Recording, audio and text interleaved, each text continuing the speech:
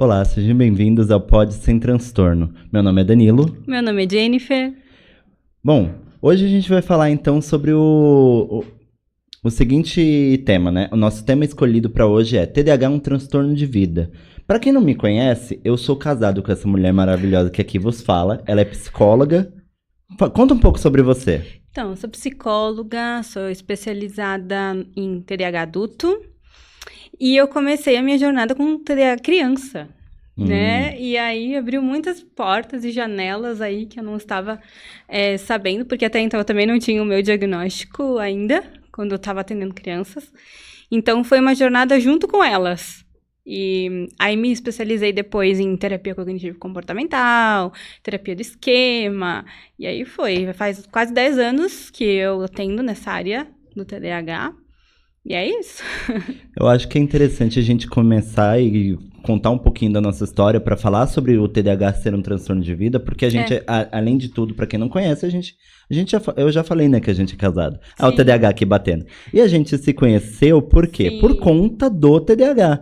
Um dia, estava eu de férias, sem fazer nada, olhei para ela e falei assim, mandei mensagem para ela assim, eu lá em São Paulo, ela aqui em Caxias do Sul, hoje a gente mora em Caxias do Sul, e eu olhei pra ela e falei assim, que tal se a gente fizer uma live pra falar sobre a importância da terapia pra quem tem TDAH? A saúde mental, né? Importância de cuidar da saúde mental. E aí ela olhou pra mim e falou, tá bom. E a gente então marcou esse horário e a gente fez a live e desde então a gente não parou mais de conversar. Então esse relacionamento nasce em cima do TDAH e tudo mais. Eu brinco, né, que a única coisa boa que o TDAH me trouxe foi o meu marido.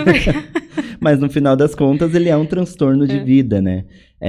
Como casados, a gente percebe ele em todas as nossas áreas, de fato. Primeira área que ele aparece e que essa semana mesmo ela tava querendo me dar um cascudo é a área das finanças. Vamos falar das áreas das finanças? É verdade. Mas antes, só para contextualizar, né? Por que a gente escolheu esse assunto? Porque já começando de não saber que se tem o transtorno, porque é muito diferente de mim, o Danilo descobriu na infância. Eu não. Eu descobri na idade adulta. E como faz diferença na vida mesmo, né? Saber que tem. E para entender qual o impacto que isso traz em todas as áreas, tanto que quando eu descobri, eu já estava no fundo do poço praticamente, né? Porque já tinha afetado muita coisa mesmo.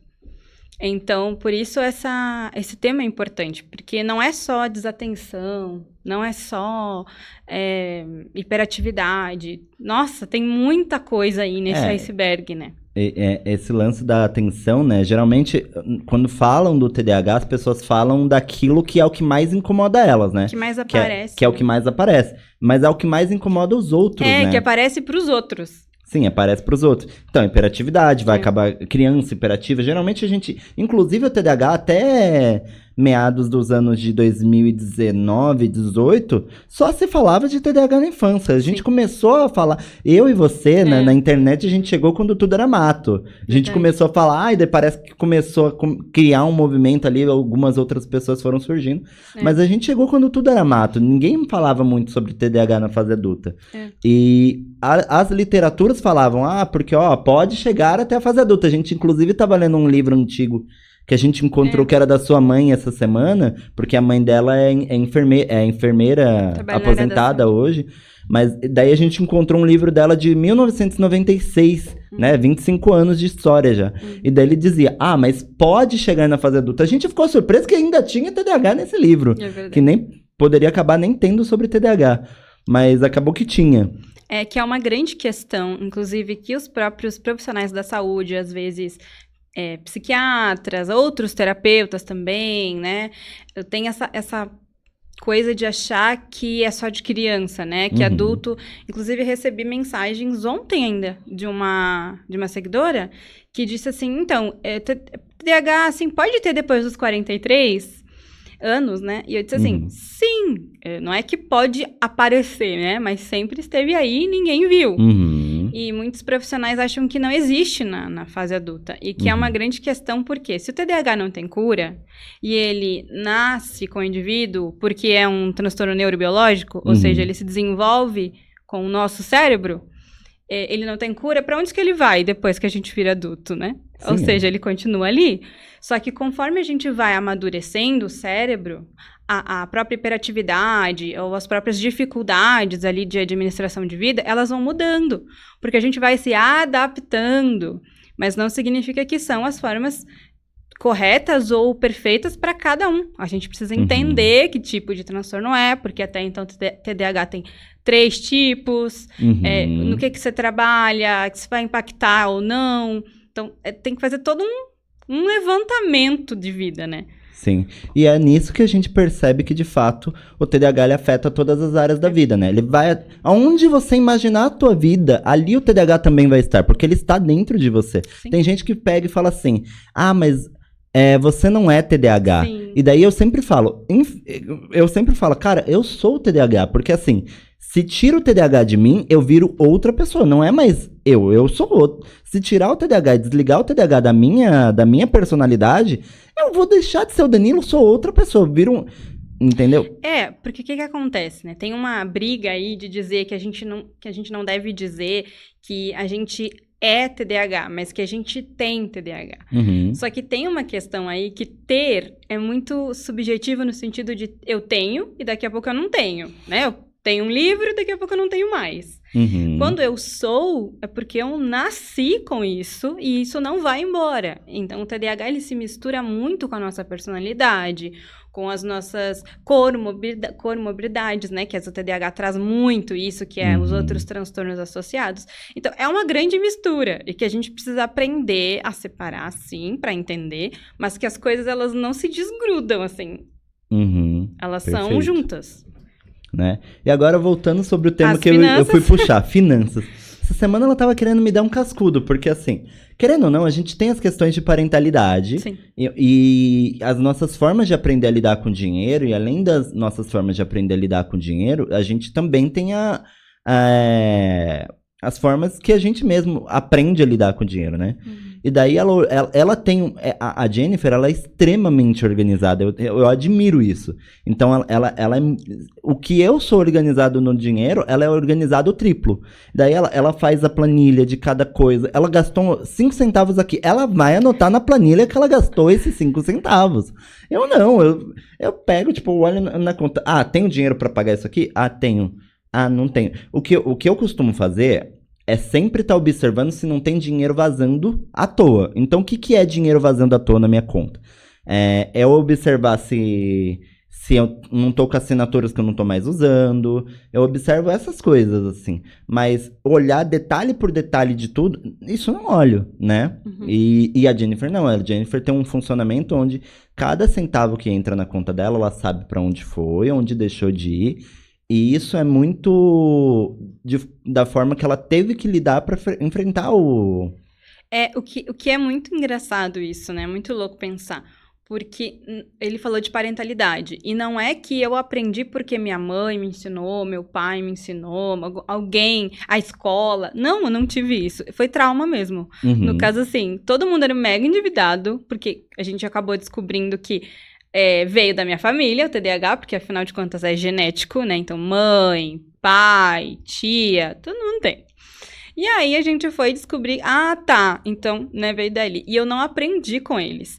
E isso foi muito traumático. E eu falei, eu não quero isso pra mim? Uhum. E aí eu entrei num hiperfoco mesmo, assim, que a gente chama de hipercompensar, né? Não é nem hiperfoco só. Mas é uma habilidade que a gente não tinha, adquiriu e hiperpotencializou. Uhum. Então, é tipo um foco naquilo, eu vou saber de onde vai, o que entra, o que sai. E claro, né, a gente vai acabar falando disso ao longo da questão de finanças, mas uma coisa muito importante, que até você se queixou pra mim, né? Mas como é que eu vou fazer isso de estar colocando 5 centavos ou 10 centavos na planilha? Eu não faço sozinha, né? Eu tenho um computador. Né? A gente precisa pedir ajuda de coisas que não são nossas habilidades. Porque uma coisa que o TDAH tem é de achar que ele pode fazer tudo e sozinho. Sobrecarrega muito também. E aí, acho que não precisa pedir ajuda, que consegue, até para hipercompensar erros passados, fracassos passados. Então, quer mostrar que faz bem e que consegue. Sim. E aí, acaba se lascando, porque vira uma grande bola de neve e não dá conta. Sim. Além disso, vai acontecer o quê também, né? Vai ter os gastos impulsivos, né?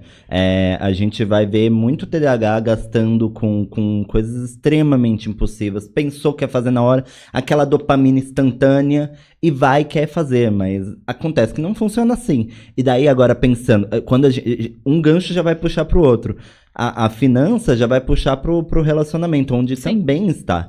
O que acontece? A gente conhece um casal que tem TDAH, que o marido saiu de casa com um carro X, voltou para casa com um carro Y, e com uma dívida, e uma dívida de 20 e poucos mil. Por quê? Porque assim, ele saiu de casa com o carro quitado, bonito, ok. Pensou, quero um carro novo. Tava na rua, viu o carro, já deixou aquele carro que ele tava como parte do pagamento e uma dívida de 23 mil reais.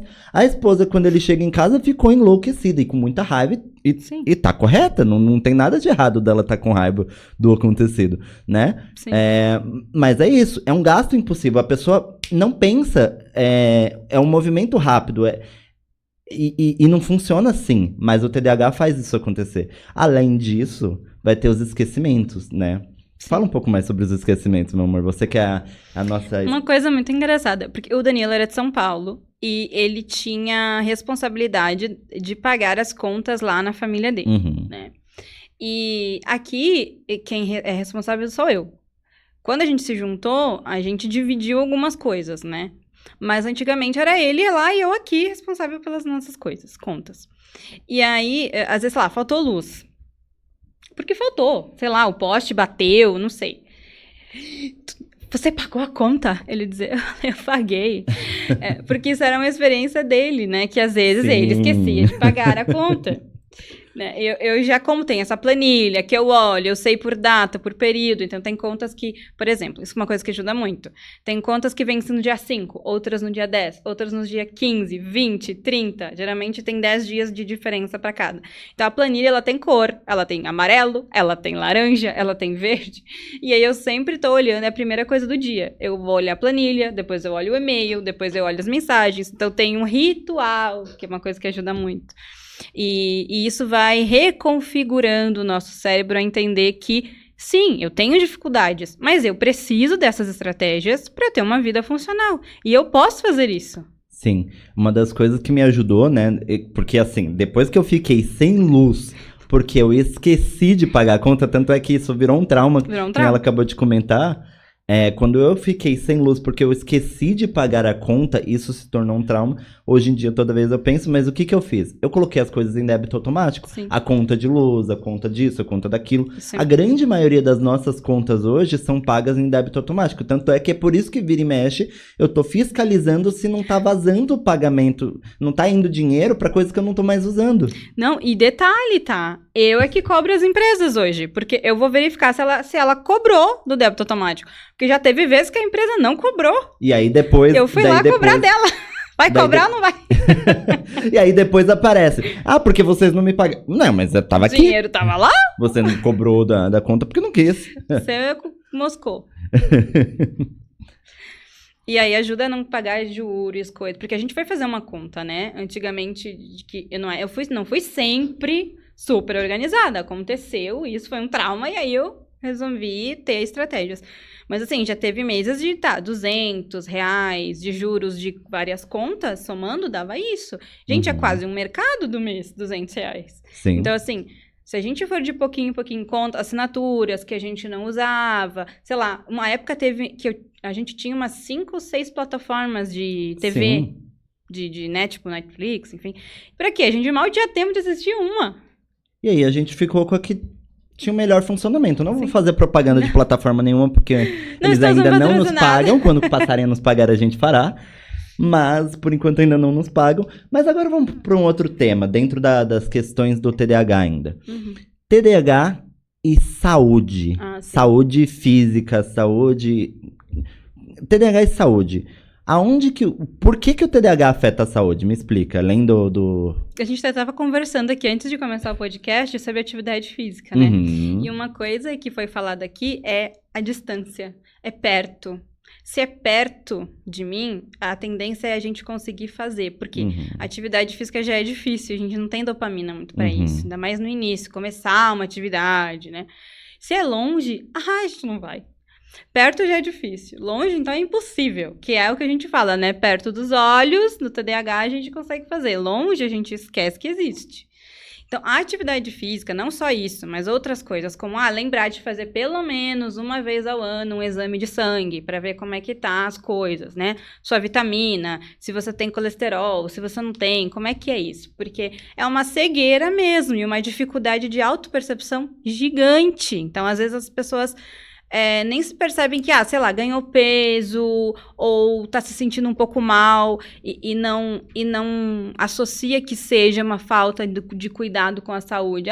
Eu tô cansado, eu tô estressado. E às vezes é um colesterol, às vezes é algo ali que teria que ter feito na saúde orgânica mesmo, não só emocional. E é uma questão de também ir deixando, né? Vai empurrando. Daqui a pouco eu marco, daqui a pouco eu vejo. E o fato de ter que ligar e ter que marcar. Sim. E aí, quando marca, esquece que marcou. Aí, perdeu a consulta. Sim. Né? E assim, pensando nisso que você falou, eu fiquei pensando... Pra começo de conversa, se você tá aqui assistindo a gente até agora, pausa o coisa, entra na sua agenda e coloca pra você marcar todos os médicos que você não marca faz tempo. Agora, não é pra deixar pra depois. Verdade. Agora, vamos lá. Além disso, né, a nossa saúde é afetada também pelas questões de sono. Quem tem TDAH dorme menos. Dorme mal. Dorme mal, por conta da hiperatividade, por conta da hiperatividade mental, isso, aquilo. A gente vai acabar dormindo muito mal. Sem falar da hiperatividade do nosso corpo também, né? Não, e a dificuldade de rotina, né? Ficar lá no celular horas, rolando lá... E quando vejo é 3 da manhã, tem que acordar às 6 no outro dia, e já estragou todo o seu sono. Sim. Nossa, isso é terrível, assim. Sim. Já houve momentos da minha vida que... Aliás, quando eu passei a levar o TDAH a sério, porque ela falou, porque ele foi diagnosticado na infância. Sim, fui de fato. Mas eu tava com a minha vida destroçada também. Apesar de ter sido diagnosticado na infância. Não é cura, né, saber desde a infância. mas eu tava com a minha vida destroçada, por quê? Porque eu não tava levando o TDAH a sério, não levava o tratamento a sério, daí fui levando as coisas com a barriga. Quando chegou lá na frente, eu tava vivendo a semana inteira só da minha comida de dopaminérgica, porque depois a gente pode até talvez explicar isso com mais... Miojo. Com mais ênfase, né? Mas assim, eu adoro miojo. E aí tava vivendo de miojo, dormindo 3, 4 horas da manhã, estudando comendo muito tudo mal, errado. comendo tudo errado, dormindo tudo errado, ficando extremamente pesado, né? Assim, na época, eu tenho 1,58 m, eu sou uma pessoa baixa. Eu tava com 93 quilos nessa época. Então, assim, eu tava muito mal da saúde, né? Fui fazer exames, meus exames todos destroçados. Quase fui demitido do trabalho nessa época porque a minha atenção tava extremamente judiada, né? Tudo por conta dessa saúde que o TDAH vai afetando em todos os cantos, né? E falando em saúde, né? O que aconteceu aí? O Danilo teve um burnout bem sério também. E aí, quando ele veio pra cá... A gente começou a cuidar um pouco mais, porque eu sou mais chatinha, no sentido de vamos marcar, vamos fazer, não sei o quê, pra ele, né? Pra mim, ele que tem que me cobrar, porque senão eu também não vou, né? É assim, a gente troca. E a gente descobriu uma comorbidade que ele desconfiava, mas que não tinha certeza, que era a bipolaridade, que é uma comorbidade muito comum no TDAH. A ansiedade, né, bipolaridade, enfim. E teve também o burnout dele. E aí, o que acontece? A gente vai... pensa, ele trabalhava à noite. Pensa, ele virava. Então, tinha vezes que ele nem dormia. Pensa por um bipolar, não dormir. Terrível, terrível. Então, assim, a gente vai se conhecendo, vai entendendo o que a gente tem e vai alinhando as coisas. Hoje em dia, por exemplo, trabalhar à noite para ele não é uma opção, não tem como. Trabalhar madrugada e tal, não faz nada bem. Que adianta você ganhar um salário, mas você perder tudo em saúde? Exatamente. A saúde mental, ela não é... Você não pode comprar ela. Se você perde... Você perdeu. É um detalhe muito importante. Quando você trabalha à noite, você recebe a mais. Só que se receber a mais, você tá sendo pago a mais exatamente porque você tá pagando pra morrer mais cedo. Tá pagando com a sua vida, né? Você tá pagando com a tua vida. Porque dormir mal faz as pessoas morrerem mais cedo. Sim. Isso puxa pra um estudo que agora eu não vou lembrar de onde é. Tá. Mas isso puxa pra um estudo que foi feito, depois eu vou colocar na descrição, que ele fala sobre a questão de mortalidade. E Sim. pessoas com TDAH morrem mais cedo, em torno de 7 a 10 anos mais cedo. Sim. E é claro, porque dorme mal, tem decisões impulsivas, tem decisões ali, acaba tendo mais risco de vício de álcool, drogas e etc. Então, claro que essa pessoa vai morrer mais cedo. Tendo compulsão alimentar, ou às vezes a própria anorexia nervosa, enfim, e não cuida ali da saúde, não faz os exames, não faz atividade física, porque é difícil entender para a pessoa TDAH que não é pelo corpo só, mas é pela saúde e saúde mental. Uhum. É muito mais pela saúde mental. Porque tem ansiedade, depressão, tem a própria questão de desregulação da dopamina, noradrenalina, enfim. E precisa regular esse cérebro. E fazendo atividade física ajuda muito. E quando eu falo atividade, não é só academia. Pode ser qualquer outra atividade. Pode ser pilates, pode ser natação, pode ser beach tênis, bicicleta, não sei, qualquer coisa, né?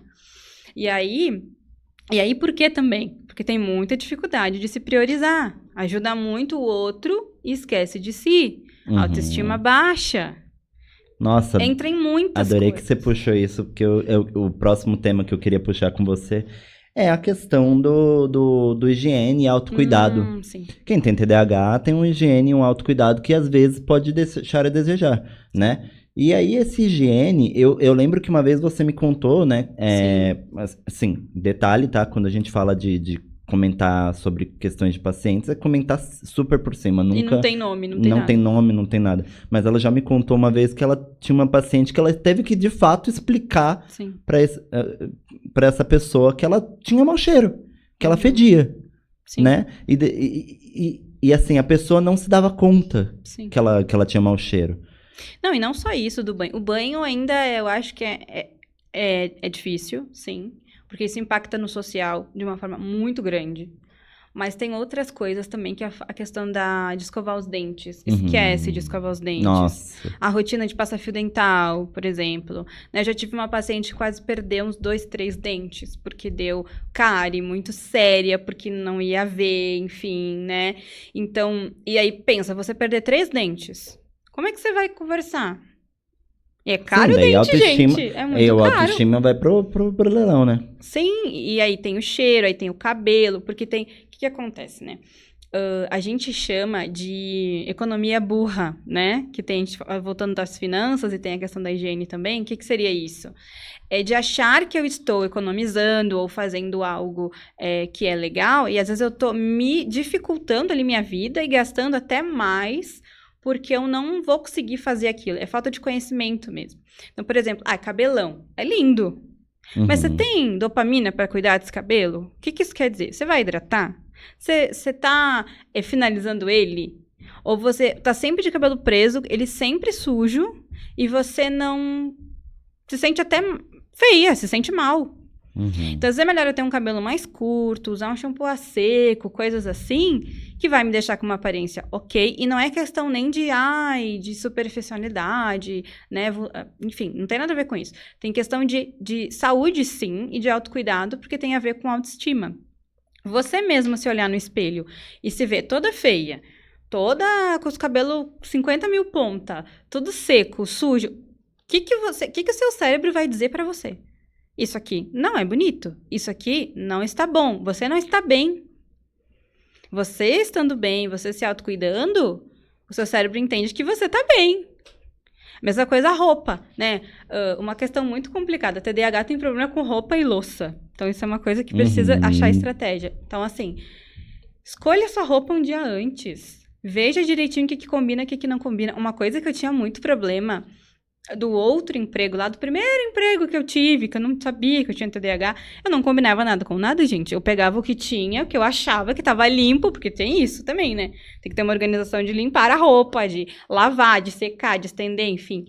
E não tinha isso, não tinha rotina disso. Então, pegava o que tava limpo, o que tava bom e botava aí, sei lá, era rosa, amarelo, azul com bolinha.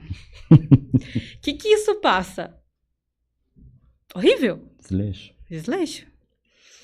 E não tem a ver com ser roupa cara, tem a ver com ser uma roupa que combine com a outra e que esteja limpa, né? Então, até esse paciente, enfim, que eu comentei, tinha a questão da roupa também. Então, fazia muito tempo que não se programava para ir comprar uma roupa. Então, as roupas já estavam gastas aqui, a gola estava muito surrada, tinha pequenos furinhos. E assim, é uma questão de alto amor mesmo. E não era falta de dinheiro, né? Não era falta de dinheiro. Até porque uma camiseta até que não é tão cara assim, né? Às vezes tu consegue, sei lá, por R$30. Mas, menos. Em São Paulo você consegue menos, aqui não. Mas, enfim, era uma questão mesmo até de cuidado, até como é que lavava essa roupa, onde é que guardava e secava, porque às vezes tá tudo assim, né? Tem a montanha, a cadeira de montanha de roupa, tudo socado, e lava de qualquer jeito. Então, assim, é uma organização inteira de vida, desde que você acorda até a hora que você vai dormir. Isso é exaustivo? Depende como você faz. E uma coisa que eu sempre falo, gente, de verdade, assim, abrindo meu coração aqui, é muito mais exaustivo você não ter rotina do que você ter uma rotina. Precisa de disciplina? Precisa, mas isso vai te ajudar pra vida. Você vai viver mais, você vai ter mais qualidade de vida, você vai ser mais feliz. Não, perfeito. Então, tem que entender, a economia burra, né? Tô economizando tempo. Eu não preciso parar pra fazer isso. Gente, vai atrasar tanto a sua vida. Sim. Você não tem uma organização de lavagem de roupa. Se essa roupa combina com a outra. De alimentação, gente, é marmita. Fazer comida. Sim. Tem coisas que, se você organizar, funciona muito melhor. Sim.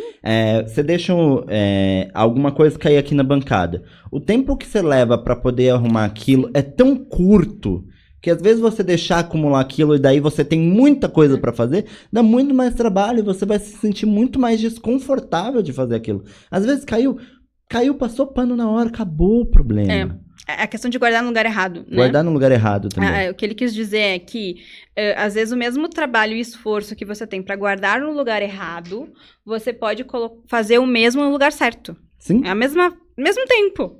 Ao mesmo tempo. Né? Então, e aí você já não vai criar aquele obstáculo. Porque que acontece?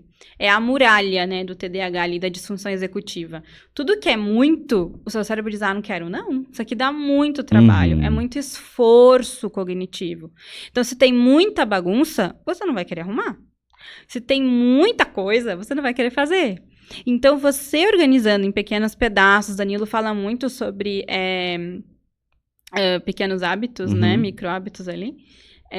Para que você vá direcionando a sua vida para não virar uma montanha. Então, os 15 minutos de arrumação por dia, iniciar a tarefa durar 10 minutos, você literalmente todo o seu dia picadinho, organizadinho, para que o seu cérebro não entenda que é tudo muito grande e que você não dá conta. Porque, de fato, tendo TDAH ou não, se aquilo for muito grande, é difícil de iniciar. Sim.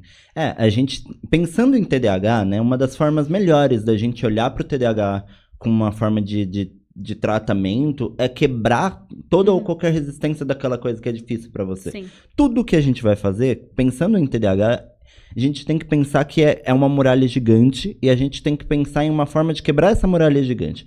Por exemplo, aqui, né, como a gente tá no podcast, a água tem no copinho, é lindo, maravilhoso. Mas em casa, a minha água, ela tá sempre numa garrafinha que tem canudo. E por que ela tá numa garrafinha que tem canudo? Porque eu não tenho que fazer o esforço de encher o copo e ir na pia. Eu encho uma garrafa de 2 litros. A minha garrafa é um garrafão de 2 litros mesmo. Eu encho ela de manhã e eu vou tomando durante o dia. E acabou a resistência. Não preciso ficar pensando, eu tenho que ir lá buscar água. Tem que encher, né? Eu tenho que encher. Aí, pensando lá na saúde, se eu não bebo água, logo eu fico com problema nos rins. E quantas pessoas eu já conheci com TDAH que teve problema nos rins ou teve problema de bexiga porque não toma água. E o pior não é nem a bexiga, eu acho, mas a gente sabe, né, que o nosso cérebro, o nosso corpo, ele tem uma porcentagem porcentagem de água muito maior do que o resto do corpo. Se a gente não hidrata esse cérebro, ele não presta atenção. Sim. O cérebro precisa de água. E outra coisa, se você tomar água, você vai no banheiro fazer xixi, tá? Você não fica segurando não, minha filha, porque dá infecção urinária. E aí, a gente pode pegar, desculpa te cortar, Não, mas pode a gente pode pegar pra falar também do hiperfoco. O hiperfoco, a gente precisa falar dele de uma forma muito séria, né? O hiperfoco, as pessoas tratam ele como um baita superpoder, uma coisa maravilhosa. Sim. Acaba romantizando o TDAH como algo maravilhoso, né? Por conta do hiperfoco. Só que o hiperfoco, se a gente olhar bem, ele pode acabar sendo útil em algumas vezes, em algumas pessoas? Pode. Mas na maioria das vezes ele vai ser um problema, né? O hiperfoco só dá certo se você tem o quê? Rotina. E às vezes sorte de trabalhar com aquilo que é o seu hiperfoco, que na grande maioria das vezes não é. Por exemplo, o nadador, o Michael Phelps. O Michael Phelps. A gente fala, é porque o Michael Phelps... Beleza, maravilhoso, só que ele trabalhava com o que ele gostava e ele podia. Só que tem gente que não pode trabalhar com o seu hiperfoco. Sim. Né? Então, assim, o hiperfoco, ele pode acabar sendo um superpoder na tua vida se você pode trabalhar com aquilo que tu gosta, dá certo e tal. Mas tem gente que entra no hiperfoco e daí não vai mais no banheiro, não come, não faz nada. E aí... acabou. Eu não sei se é uma sorte trabalhar... Desculpa, vou discordar um pouquinho de ti Pode nisso. discordar. Porque, assim, eu acho que o hiperfoco, ele tem os dois lados sempre, né? O bom e o ruim.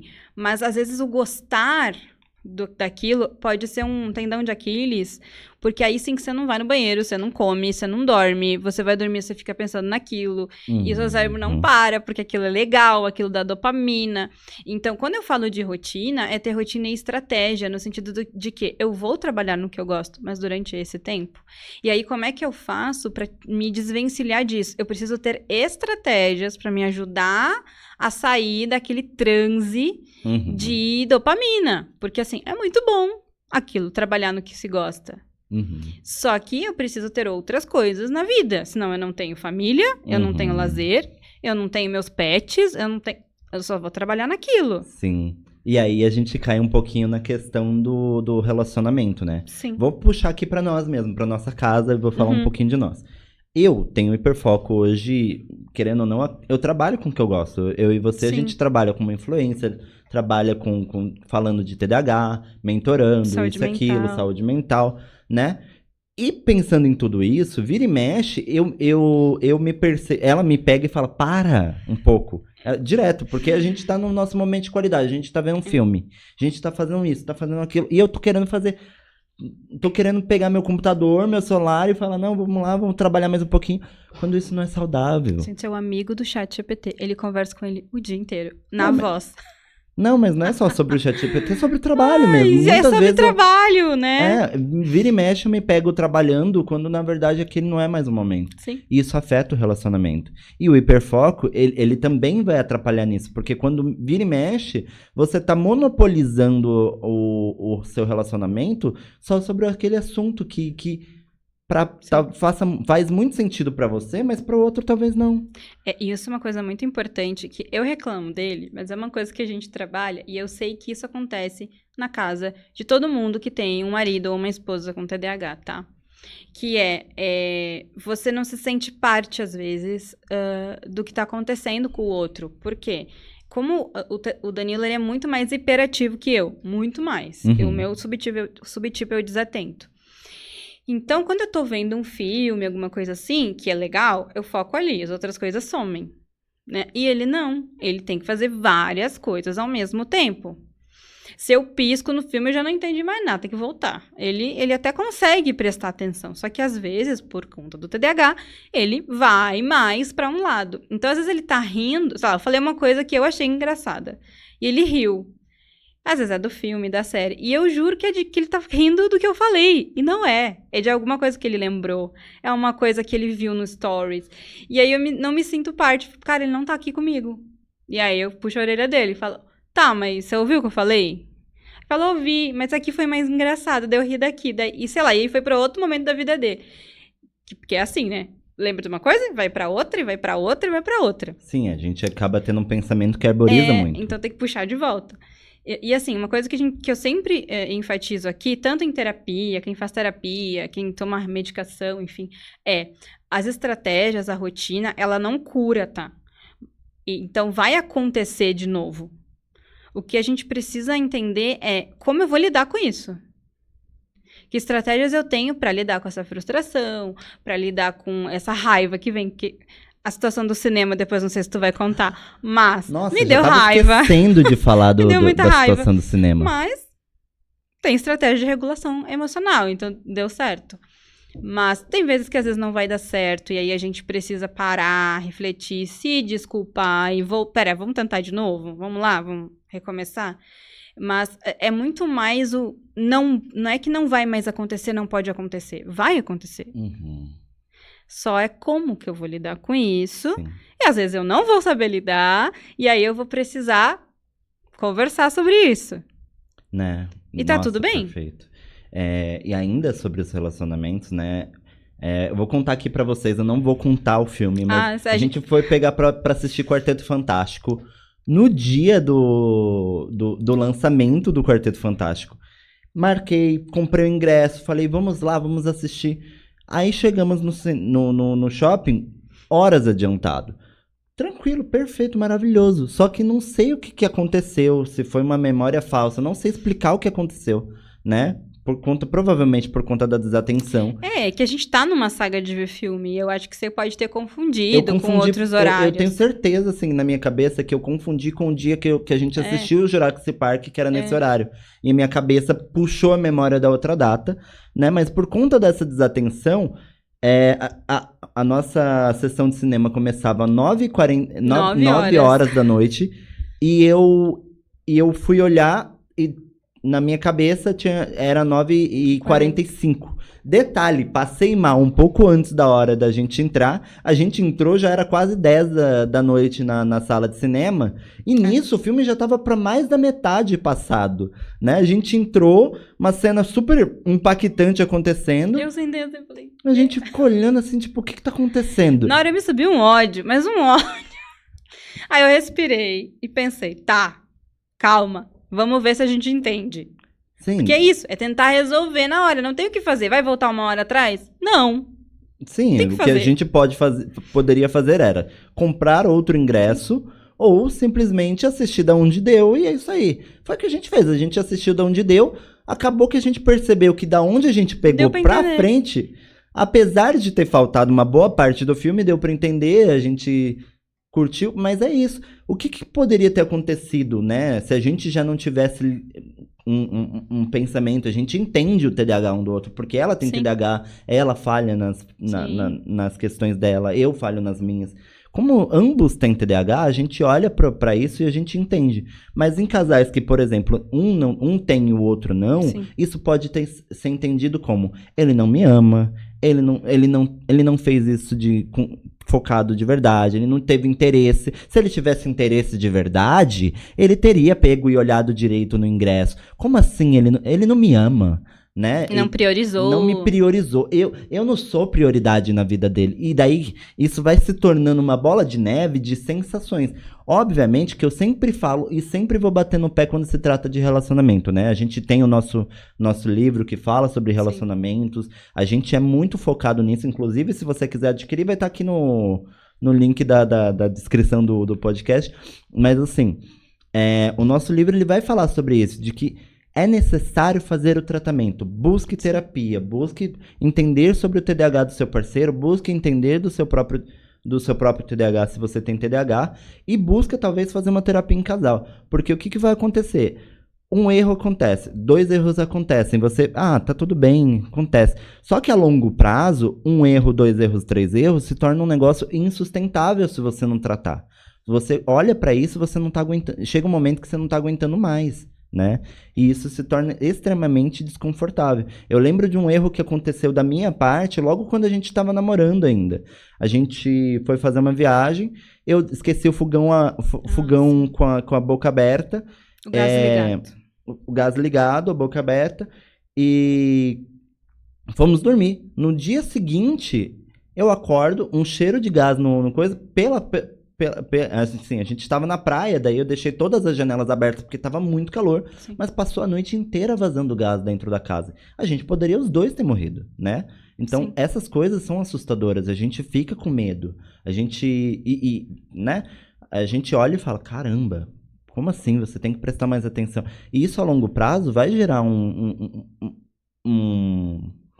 desgaste no relacionamento se você não olhar pra isso com maturidade. É importante olhar pro TDAH com maturidade, né? Uma coisa que a gente aprende muito é rir da situação também, mas não no sentido de banalizar, mas de porque não importa de fato o que aconteceu ali, mas o que eu vou fazer com isso. Uhum. Então, por exemplo, um grande erro que a gente cometeu, talvez, foi de querer fazer 2 em 1. Ir no cinema e passear no shopping. Porque a gente já tem miopia temporal. O que é isso? É não ver o tempo passar. Se eu vou num lugar que tem um monte de loja, de coisas que a gente gosta, a gente vai olhar pro relógio? Não vai. Só que aí teve outra questão, que foi a confusão de horários. Se a gente pelo menos soubesse direitinho o horário, que fosse o horário certo, a gente poderia ter posto um lembrete, a gente poderia ficar olhando o celular, né? Ou entrou numa loja, saiu, olha o celular. No caso, foram 2 problemas, né, em um só. Mas o que a gente fez? A gente aprendeu com isso. Uhum. A gente poderia ter estragado tudo, e não foi isso. Né? Então, assim, é difícil, é frustrante? Claro, a gente tem essa questão, que a gente tem essa oportunidade, que os dois trabalham com saúde mental, os dois têm TDAH, a gente entende um ou outro, né? É melhor se tirar daí que... A gente tem essa questão. E claro, pro parceiro que não tem, pode ser um fardo, sim.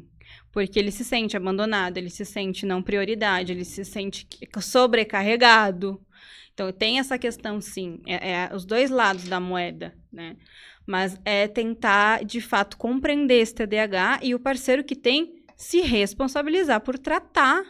Não é porque você tem TDAH que todo mundo tem que entender, não é assim. Sim, ninguém tem que entender o seu TDAH. Entenda isso, na verdade. É você que tem que entender o teu TDAH. É você que tem que aceitar o TDAH e fazer alguma coisa com ele. As pessoas não são obrigadas a aceitar o teu TDAH, cara. É você que é responsável por isso, você que tem, né? Obviamente que a gente espera um mínimo de empatia das pessoas, mas não necessariamente elas são obrigadas a saber, passar a mão, né? E tudo mais. Eu olhei, eu pedi desculpa pra ela. Ele ficou desesperado. Eu fiquei desesperado porque na hora ali, eu falei, caramba, cara.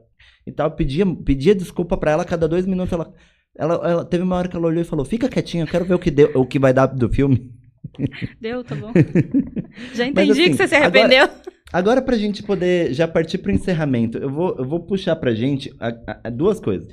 Questões de estratégias pra enfrentamento, né? De todas as... Assim, vamos resumir. Mas estratégias de enfrentamento que a gente pode fazer pra lidar com essas coisas do TDAH. Algumas coisas que as pessoas podem fazer pra lidar com isso. Tá. Uma coisa importante é trazer... para a vista, né, e para o real, que é o quê? Muitas queixas mas eu já te falei várias vezes, como é que você não lembra? Eu já te avisei. E, de fato, assim, é bem complicado, porque o nosso cérebro, a gente tem essa questão do lobo frontal, né, que é o nosso regente do cérebro, onde tem todas as funções principais, atenção, concentração, planejamento, regulação emocional, e ele vem com um defeito ali. Não produz muito bem a dopamina, né? E tem até uma questão de ser diminuído aqui a parte da frente. Ele tem uma maturação demorada, então a gente tem ali uns 3, 4 anos de maturação cerebral menor que os outros cérebros. Então a maturidade emocional é um pouco diferente. Então a gente tem que levar isso em conta. Então, assim, a gente precisa entender que não dá para confiar no nosso cérebro. E não é porque ele é inferior, mas porque ele tem um funcionamento diferente. E aí eu preciso das estratégias. A gente tem que parar um pouco também de achar que a gente é super-herói. Não precisa anotar. Imagina, não. Tem que anotar. Tem que botar lembrete. Tem que trazer para perto. Eu sou testemunha de Alexa, né? Alexa, para mim, eu falo com ela o dia inteiro. Ela me lembra do horário, ela me lembra do meu compromisso, ela faz minha lista de compra. E eu preciso dela. Não tem como. Se eu não fizer isso, vai dar tudo errado. E ok você precisar, isso não significa que você é inferior, isso significa que você é consciente do que você tem e que você é responsável pelo seu transtorno. Uhum. Se você finge que nada aconteceu, você vai continuar patinando, vai continuar dando errado e pedindo desculpa para todo mundo o tempo inteiro pelas suas falhas, que poderiam ter sido solucionadas. Uhum. Então, anotar. Eu tenho uma coisa lá em casa que eu pintei algumas paredes e portas de preto. Uhum. Porque eu gosto do escrever, do analógico. É muito, muito bom para mim. Uhum. Porque o aprendizado por escrever é diferente do digitar. Então, para mim, é importante escrever. Então, a gente escreve a rotina na parede. A gente lembrou da lista de compra, a gente escreve na parede. Então, tem na parede, tem na Alexa, tem num post-it, tem em vários lugares, inclusive as mesmas informações. Porque eu vou passar pra cá, eu vou ver. Aí a gente... depois... Tá, lembrei, eu já vou. Aí você vai fazer outra coisa, que você viu uma vassoura, você viu um balde, você viu o seu cachorro, você esqueceu. E é segundos, assim, ó. Eu vou fazer. Meu cachorro! Uma mosca! Olha a louça, não lavei. Pedi pro Danilo, ele não fez. Já fui pra outro lugar. Não... Aí já começa a olhar pra louça, daí acabou. Tu tem que ter esse lembrete em vários lugares para que em algum momento do seu dia você... aí você faz. Eu acho que ela gosta muito do analógico e eu já sou muito do tecnológico, né? Sim. E pensando em estratégia de enfrentamento ainda, usa tudo que você puder, na verdade. Desde o analógico até o digital. Tem os relógios digitais, por exemplo, que vão ter os lembretes, usa eles. Usa o que for possível de tecnológico, o que for analógico. O importante é funcionar, né? E, gente... Façam terapia. A terapia vai te ajudar muito a te guiar. Essa semana... Ontem mesmo, eu tava no Reddit, eu acabei vendo uma pergunta de uma pessoa. Cara, é normal, eu tomei Ritalina e eu passei 8 horas jogando direto. E daí ele pegou e falou, cara, isso é normal? Porque assim, eu achei que eu ia conseguir ficar focado. Eu peguei e falei, tá, mas você tomou Ritalina e você ficou 8 horas focado direto. Foi o que aconteceu, você ficou 8 horas focado. Né, direto no teu jogo. Daí você tem que entender uma coisa, e daí fica esse recado pra você que tem TDAH que tá assistindo a gente. Venvance, Ritalina, Concerta, Atenta, seja a medicação que você tomar, ela não vai te ensinar novos comportamentos. O que ela vai fazer é te fazer executar aquilo que você se dispor a fazer. Que você tem clareza do que fazer. Sim. Então, por exemplo, se você pega e toma Ritalina e senta na frente de videogame, você vai jogar 8 horas focado, 4 horas focado. Se você tomar coisa e sentar para poder estudar, você vai conseguir fazer 8 horas de estudo focado também. Por quê? Porque ela vai te tornar uma pessoa que executa aquilo que você pega e se dispõe a fazer. Então a Ritalina, quando você tomar ela, não é que você vai se tornar um ser mágico, flutuante, que vai sair voando. Não, se você tomar ela, você não vai sair voando. O que vai acontecer é que você vai focar naquilo que você sentar pra fazer. Se você tomar Ritalina e sentar na frente de um videogame, você vai jogar 8 horas seguidas, você vai procrastinar focado. Exato. E o que acontece, né? É que a gente é acostumado a ter um cérebro que não funciona tão bem, que quando ele funciona pra algo, a gente já acha aquilo maravilhoso, é um superpoder, né? Mas se a gente for conversar com um neurotípico que não tem transtorno, se ele também não tiver estratégias de sentar numa mesa, pegar o livro e se propor a estudar, ele também não vai fazer. Porque procrastinar não é uma coisa só de TDAH. Procrastinar é do ser humano. Só que, claro, o TDAH é muito maior, a procrastinação, né? Então, a gente tem que entender que eu vou regular esse cérebro com o medicamento ou com a atividade física, seja a forma que você for regular. Mas você precisa ter estratégias e rotina. Se você tiver escrito no papel, se você tiver pensado nesse dia, você vai tomar e você vai fazer. Agora, se você não planejou o seu dia, se você não sabe por onde começar, porque você não pensou, você vai, que nem o Danilo falou, procrastinar focado. Você só tá gastando dinheiro no seu remédio. Eu vou te fazer a última questão, que é: o que você deixa de recado para quem quer viver uma vida sem transtorno? Sem transtornos, assim. Tá. Não que o TDAH será curado, mas para viver com TDAH sem transtorno, bipolaridade, no meu caso, sem transtorno, e assim por diante. Acho que o maior recado é autoconhecimento. Se você não souber o que você tem e como ajustar aquilo que você tem, você não sai do lugar. Porque aí entra uma questão de, é muito difícil pra mim, eu não consigo, todo mundo faz, eu não faço, eu não saio. E assim, de fato é uma dor, isso acontece, só que eu não posso ficar nessa dor para o resto da minha vida. Eu preciso achar um lugar, um jeito de entender essa dor, acolher essa dor, mas fazer algo apesar dessa dor. Então, é difícil sim, é terrível, mas como que eu posso fazer mesmo com essa dor? Ela não vai passar do dia para a noite, mas não dá para eu ficar paralisado. Eu preciso achar formas de sair. Então, o autoconhecimento é importante, a gente consegue ele na terapia, né? E também estudando, né? Não é papel só do seu psicólogo ou do seu psiquiatra te dizer o que fazer. Você tem que buscar conhecimento, você tem que ler, você tem que ouvir podcasts científicos, coisas não é das vozes da nossa cabeça, né? Não é só o TikTok, não é só o Instagram. Você tem que entender de fato que é um transtorno neurobiológico, o que isso significa e o que dá para eu fazer. Você se conhecendo, você voa, porque você sabe o que te faz mal, o que te faz bem, o que vai te melhorar, o que te motiva, o que não te motiva. Por exemplo, eu tenho muito problema com esgotamento sensorial. E aí eu não vivia, porque eu só queria dormir, porque aquilo era muito exaustivo. Trabalhava a semana inteira, a gente coloca a força naquilo, né, o foco naquilo, e o resto não tinha vida, não ia sair com amigo, não conversava, nada. E aí eu entendi o quê? Eu preciso ter um abafador, eu preciso ter um óculos que tire luminosidade, um tênis que não me deixe com dor no pé, e aí eu posso ir no shopping de novo, por exemplo, que a gente voltou a sair para ver filme. Antes eu voltava do shopping exausta, e eu não sabia o que estava acontecendo, eu achava que eu tinha anemia, achava que eu estava morrendo, não sei o que estava acontecendo.